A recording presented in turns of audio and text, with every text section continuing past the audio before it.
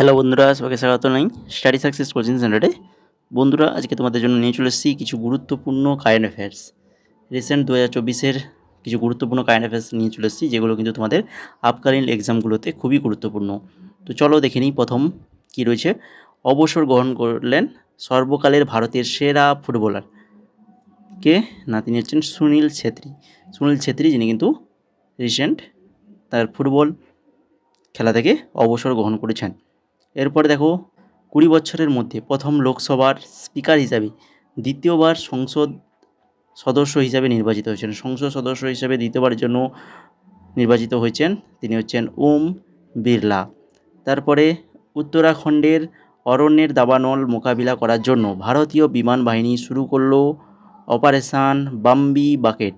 Operation Bambi bucket শুরু করেছে উত্তরাখণ্ডের অরণ্যের দাবানল মোকাবিলা করার জন্য।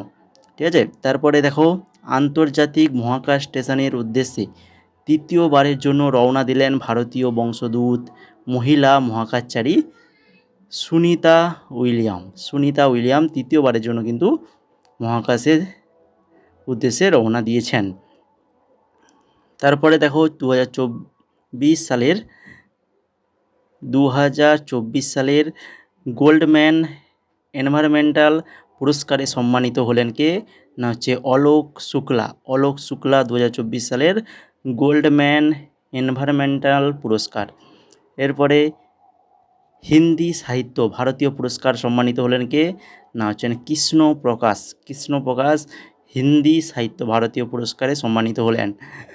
তারপরে প্রথম জিএসটি ট্রাইব্যুনালের সভাপতি হিসাবে শপথ নিলেন বিচারপতি সঞ্জয় কুমার মিত্র। প্রথম জিএসটি ট্রাইব্যুনালের সভাপতি হিসেবে শপথ নিলেন বিচারপতি সঞ্জয় কুমার মিত্র। বিহারে নাগি পাখি অভয়ারণ্য আর হচ্ছে নাকটি পাখি অভয়ারণ্য রামসার সাইট হিসেবে মর্যাদা পেল। ঠিক আছে, দুটো অভয়ারণ্য ভালো করে মনে রাখো, যেটা বিহারের।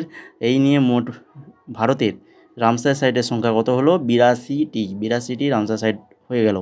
তারপরে দেখো, ছৌ নৃত্যশিল্পী অসামান্য অবদানের জন্য মরণোত্তর পদ্মশ্রীতে সম্মানিত হলেন কে? নেপাল চন্দ্র সূত্রধর। নেপাল চন্দ্র সূত্রধর, যিনি কিন্তু মরণোত্তর পদ্মশ্রীতে সম্মানিত হয়েছেন ছৌ নৃত্যশিল্পীর জন্য। তারপরে দেখো, 2024 লোকসভা নির্বাচনে অসংরক্ষিত আসন থেকে জয়ী সর্বকনিষ্ঠ আদিবাসী মহিলা, তিনি হচ্ছেন প্রিয়াঙ্কা জারকিহোলি। প্রিয়াঙ্কা জারকিহোলি, দেখতেই পাচ্ছ, ইনি একজন কংগ্রেস নেত্রী প্রিয়াঙ্কা জারকিহোলি। আর রিসেন্ট যে আমাদের লোকসভা ভোট হয়ে গেল, তার কিন্তু প্রধানমন্ত্রী হিসাবে নিয়োগ হয়েছেন কে? নরেন্দ্র মোদী, তৃতীয়বারের জন্য। তো এছাড়া আরও যারা মন্ত্রী, যে সকল মন্ত্রীর যে লিস্ট, আমি সেটা কিন্তু আমাদের যে টেলিগ্রাম চ্যানেল রয়েছে সেখানে কিন্তু আমি দিয়ে দিয়েছি। তো এখন যারা সংগ্রহ করোনি, তো অবশ্যই সংগ্রহ করে নাও, ওগুলো একটু দেখে নাও, কিন্তু ওগুলো থেকে কিন্তু আসার সম্ভাবনা রয়েছে। এরপরে দেখো, প্রকাশিত হলো এস রামনের আত্মজীবনী। এস রামনের আত্মজীবনী কোনটা? From a car seat to the corner room and beyond.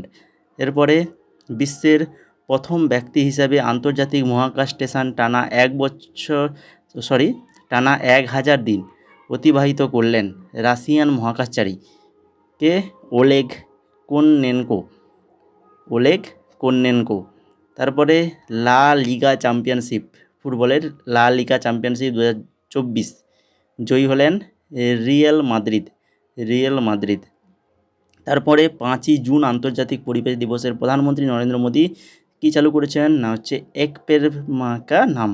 এই অভিযানটা কিন্তু চালু করেছে 5ই জুন আন্তর্জাতিক যে পরিবেশ দিবস ছিল, সেখানে কিন্তু প্রধানমন্ত্রী নরেন্দ্র মোদী চালু করেছে এক পেড় মা কে নাম। তারপরে হুইটলি গোল্ড অ্যাওয়ার্ড 2024, যেটা গ্রিন অস্কার বলা হয়, এটা সম্মানিত হয়েছেন কে? না, হচ্ছে আসামের পূর্ণিমা দেবী বর্মন। তারপরে দেখো, 2.11 লক্ষ মোট ভোটারের 14.01% নোটাতে ভোট দিয়ে রেকর্ড তৈরি করেছেন মধ্যপ্রদেশে নোটা, অর্থাৎ মানে যে প্রার্থীগুলো ছিল, কোনো প্রার্থীকেই ভোট দেয়নি এমন মোট 14% লোক ছিল। 2.11 লক্ষ ভোটার ছিল, যেটা হচ্ছে কোথায়? মধ্যপ্রদেশের ইন্দোর লোকসভা কেন্দ্র। তারপরে ইন্দোনেশিয়াকে পরাজিত করে 2024 সালের থমাস ও উবের কাপ জিতলো। ইন্দোনেশিয়াকে পরাজিত করে থমাস এবং উবের কাপ জিতলো কে? চীন। চীন হয়ে যাবে। তারপরে দেখো ইউনিসেফ ইন্ডিয়া জাতীয় অ্যাম্বাসেডর হিসেবে নিযুক্ত হলেন কারিনা কাপুর খান।